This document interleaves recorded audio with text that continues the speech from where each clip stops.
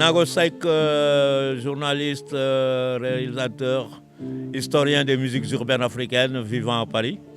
Et je suis du plateau de Dakar, quoi. Voilà, Beer Town, Boy Town là. maa ngi leen di nuyu di leen sant yaakaar naa ni yéen a ngi ci jàmm et puis di gërëm waa RTS ak waa Women First Media jaajëf Fa jaajëf Jean-Luc. Conférence bi su ma koy def c'est sur les musiques urbaines africaines mooy musique yi nga xam ne ñu ngi juddoo ci biir town yi pas musique traditionnelle parce que musique yi dañu bari dañ leen di fàcc fareet ndaxte musique dafa am doole musique dafay représenter peuple réewam musique day andi xaalis suñu xamee ni industrie la mun ko organiser mun na am liggéey ñiy defar instruments yi techniciens yi maa ngi xool France suñ doon organiser ay tournées un Mori Kanté quand il tournait il faisait travailler par soir plus de 100 personnes imagine sur une tournée Touré Kunda c'était pareil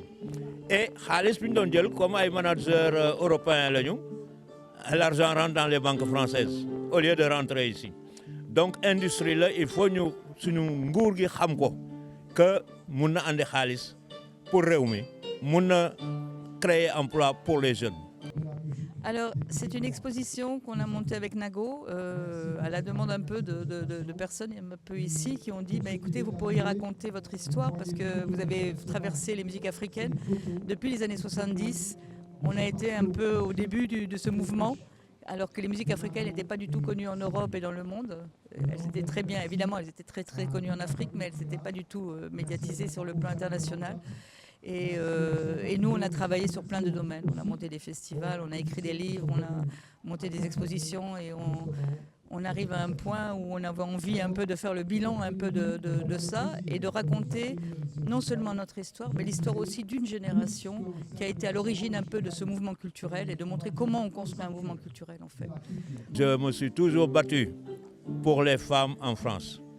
La plupart des femmes chanteuses ou instrumentistes suñ ñëwoon France dañuy ñëw suma kër et je leur expliquais qu'il fallait se professionnaliser donc man maa leen doon bindal seen bio maa leen di defal fiche technique maa leen di defal plan de scène parce que je me suis toujours dit c'est pas une question d'égalité homme-femme c'est une complémentarité su ñuy wax féminisme du l'homme doit être l'égal de la femme parce que il y a des femmes je dirais businesswoman des femmes d'affaires man suma yaay dafa doon dem Maroc di dem Espagne di dem Côte d'Ivoire Ghana di jënd ay tissus di ñëw jaay elle était femme d'affaires donc indépendante elle gagnait sa vie donc man loolu laa yaroo voilà donc pour man góor ak jigéen dañu war a complété wu góor gi war na dugal ci waañ bi togg ni ko jigéen ji di defee ndaxte man dama koy def suma jabar su nekkee jigéenu wérul li ñuy wax su jigéen génnee kër góor ay dugg kër voilà moi je fais la cuisine je fais le ménage et tout comme elle le fait voilà c'est l'égalité. Dans les années 80, il y avait très très peu de femmes en fait.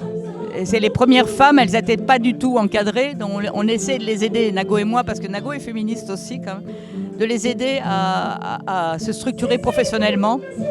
Et récemment, enfin dans les années 2020, j'ai monté une exposition sur les artistes qui étaient en Seine-Saint-Denis et je me suis rendu compte qu'il y avait autant de femmes que d'hommes.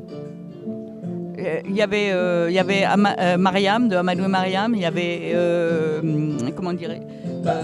excusez-moi, j'ai quelques... Zaya Ziwani, qui est d'origine algérienne, qui est une des rares femmes chefs d'orchestre symphonique. Voilà, j'ai fait des... Voilà, avec...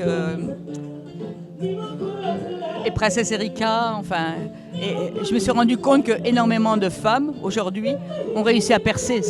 Ça veut dire qu'en 40 ans ou 50 ans qu'on a observé ce mouvement, les femmes ont trouvé leur place et maintenant quand vous voyez Fatoumata Diawara, quand vous voyez Kumbaga Olo, toutes ces femmes, elles font des carrières internationales, ce qui n'était pas trop le cas dans les années 80. Li may souhaiter mooy qu'il y ait des investisseurs africains qui s'intéressent aux musiques urbaines africaines pour mun a dimbali les créateurs, les fabricants de kora, etc. Il y a mon neveu Chérif Sissoko, le fils de Sundiulu, qui fait facteur de kora. et qui exposent dans le monde entier et pas au Sénégal, ce qui est bizarre.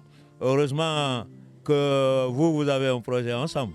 Voilà, c'est ça que je veux dire. Il faut qu'on puisse prendre conscience de notre valeur culturelle et ne pas se baser sur les autres.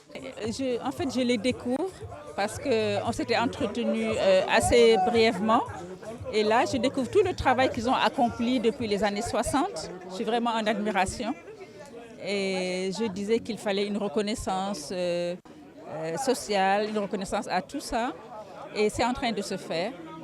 Ce projet de livre qu'ils ont sur 50 ans de musique africaine, c'est vraiment grandiose. Je pense qu'ils ont une passion commune.